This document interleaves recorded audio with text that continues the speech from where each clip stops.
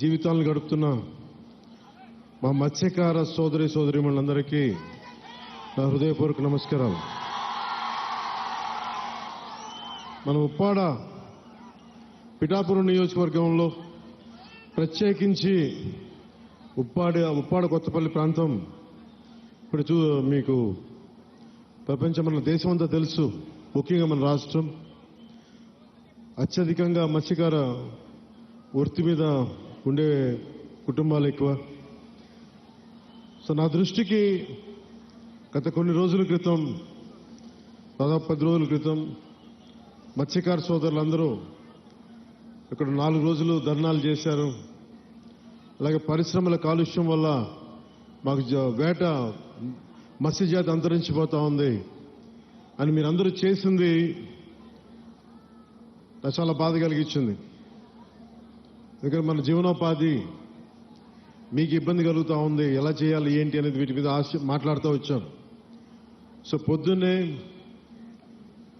అన్ని పార్టీలకు సంబంధించిన నాయకులతోటి, మత్స్యకార సంఘాల నాయకులతోటి కాకినాడ కలెక్టరేట్లో షణ్మోహన్ గారి అధ్యక్షతన మన పిఠాపురం నాయకులందరూ,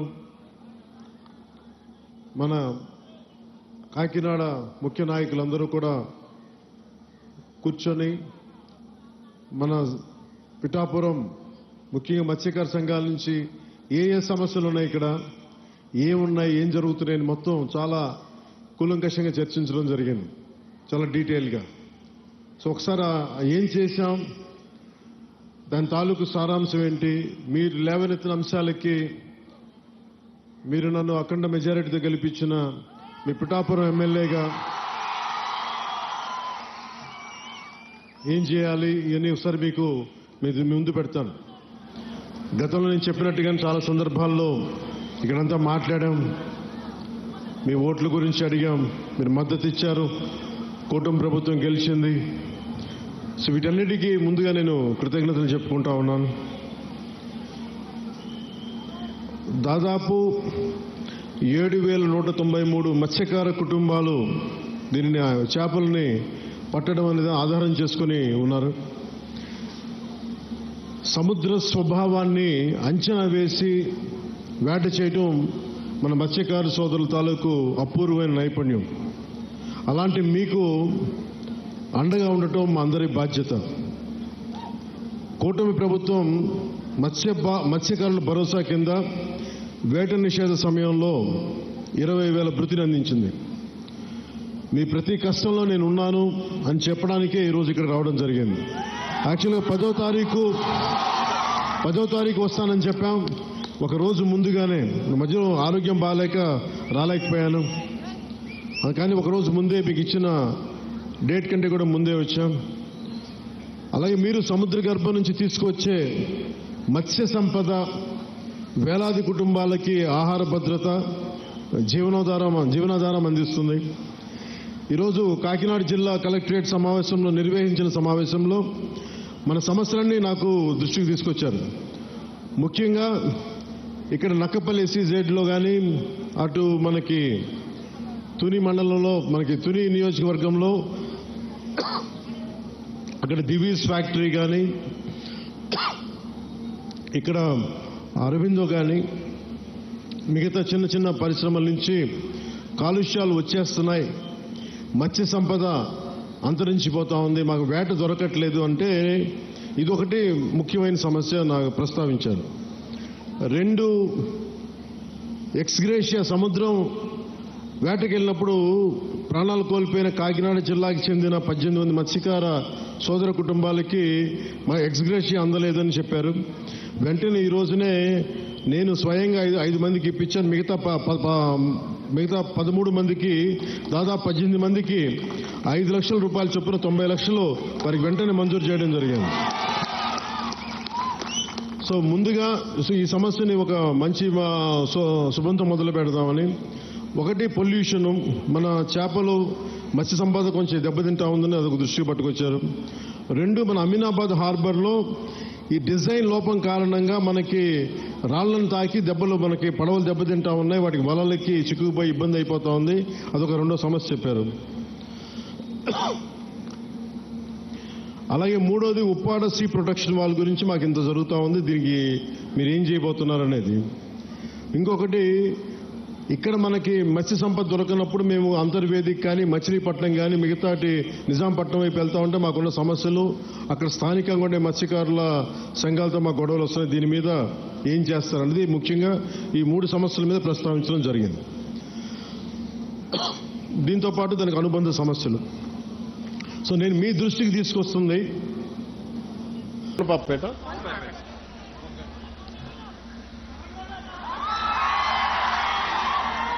సో ఉప్పాడ రక్షణ గోడ, ఉప్పాడ సీ ప్రొటెక్షన్ వాళ్ళు లాస్ట్ టైం మనం ఇక్కడికే వచ్చాం. అలాగే మనకి సెంట్రల్ నుంచి కోస్టల్ రెగ్యులేటరీ జోన్ అథారిటీ వాళ్ళని పిలిపించాం. సో పిలిపించినప్పుడు మనం పంపించిన ప్రతిపాదన 323 కోట్లతోటి రక్షణ గోడ నిర్మాణానికి కేంద్ర ప్రభుత్వం సానుకూలంగా ఉంది. అలాగే దీనికి సంబంధించి ఈ నెల 14వ తారీఖున కేంద్ర గృహశాఖ కార్యదర్శి ఆధ్వర్యంలో ఢిల్లీలో ఈ మీటింగ్ జరగబోతా ఉంది. నేను వారికి ఒకటే తెలియజేశాను, దాదాపు ప్రపంచం మన దేశంలోనే చాలా అరుదుగా ఉండే చోట్ల ముఖ్యంగా ఉప్పాడ తీర ప్రాంతం సంవత్సరానికి 20 నుంచి 25 మీటర్ల కోతకు గురవుతా ఉంది, ఉన్న ఇళ్లు పోతా ఉన్నాయి. అందుకని సీ ప్రొటెక్షన్ వాళ్ళు చాలా అవసరం అని చెప్పి ప్రత్యేకంగా చెప్పడం వల్ల ఇది మనం మన సెంట్రల్ హోమ్ మినిస్ట్రీకి చెప్పడం జరిగింది. ఇది 14 మీటింగ్ జరుగుతారు. ఇది నేను మీకు మాట ఇచ్చాను మొన్న ఎలక్షన్ టైంలో కూడా, ఇప్పటికీ నేను మీకు మాట ఇస్తున్నాను. ఆల్రెడీ 14వ తారీఖు అయితే 323 కోట్ల రూపాయలు కాబట్టి ఇలా చేతిలో మంత్రదండం ఉన్నట్టుగా వెంటనే ఇలా నేను చెప్తే అయ్యేది కాదు. ఇది చాలా లేయర్డ్గా జరుగుద్ది. సో మొదట 2 మీటింగ్లు అయినాయి, ఇప్పుడు 3వ మీటింగ్ జరుగుతూ ఉంది. ఖచ్చితంగా నా నమ్మకం 323 కోట్ల రూపాయలు కేంద్ర ప్రభుత్వం మన సీ ప్రొటెక్షన్ వాళ్ళకి ఇవ్వబడుతుంది. ఇది నేను మీకు మాట ఇస్తున్నాను. నేను కింద పడతానో మీద పడతానో ఇబ్బందులు పడతానో, నేను మన కోసం, మన మత్స్యకారు కుటుంబాల కోసం, మన ఉప్పాడ తీర ప్రాంతం కోసం, మన పిఠాపురం కోసం నేను మీకు మాటిస్తున్నాను. ఉప్పాడ సీ ప్రొటెక్షన్ వాల్ ఖచ్చితంగా నిర్మించడం జరుగుద్ది. దానికి నిధులు కూడా ఎలాగ మనకి కేంద్ర ప్రభుత్వం నుంచి వచ్చేలాగా ఆల్రెడీ మనకి కేంద్ర ప్రభుత్వం సానుకూల తెలియజేశారు. కానీ అది 320 కోట్లు ఇవ్వాలా లేదా 250 వాటి మీద ఊగిసలాడుతూ ఉంది మనకి మాటలు. సో నేనేం కోరుకున్నానంటే 323 కోట్ల రూపాయలు మీరు దయచేసి ఇవ్వండి అని చెప్పి మన సాధక బాధలని వారికి తెలియజేశాను. అదొకటి. ఇవి కాకుండా రాష్ట్ర విపత్తు నిర్వహణ సంస్థ మరియు మహాత్మా గాంధీ జాతీయ ఉపాధి హామీ పథకం ద్వారా ఉప్పాడ నుండి కొనపాపపేట వరకు వచ్చే ఈ మన 5,65,00,000 రూపాయలతోటి తీర రక్షణ పనులు చేపడుతున్నాం. దాంట్లో భాగంగా పనులు కొంత ప్రారంభమైనవి. సో ఇది మీ దృష్టి కూడా తీసుకొస్తా ఉన్నాం.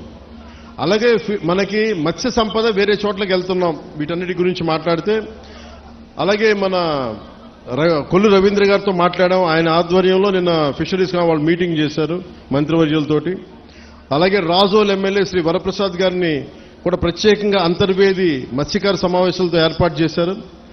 సోదర భావంతో అక్కడ ఫిష్ ల్యాండింగ్కి అక్కడ మత్స్యకారులందరూ మనకి అంగీకరించారు. ఆ మాట కూడా మనం ముఖ్యంగా ఉప్పాడ మత్స్యకారులకి ఖచ్చితంగా మేము అందిస్తాం. కానీ వాళ్ళ రిక్వెస్ట్ ఏమడుగుతున్నారంటే ఆ రింగ్ వలలు వేయొద్దు, మాకు పిల్లలు దొరికేస్తారని అంటా ఉన్నారు. దాని మీద కొంత తర్జన భర్జన ఉంది, అది కూడా మీకు తెలియజేస్తాం. అది కూడా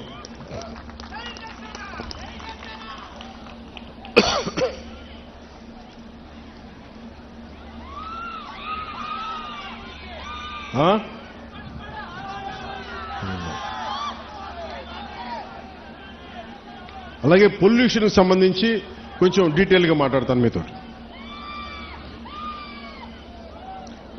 అసలు వాతావరణ కాలుష్యం అనేది ఇది చాలా ఇబ్బందికరమైనది అయిపోయింది. ముఖ్యంగా పరిశ్రమల వల్ల నుంచి వచ్చే విడుదలయ్యే రసాయనాలు కానీ, వాయు కాలుష్యం కానీ, శబ్ద కాలుష్యం కానీ, లేదంటే మనకి నీటి కాలుష్యం కానీ, దానికి సంబంధమైన ప్రతి కాలుష్యం కూడా చాలా ఇబ్బంది పెడతా ఉంది.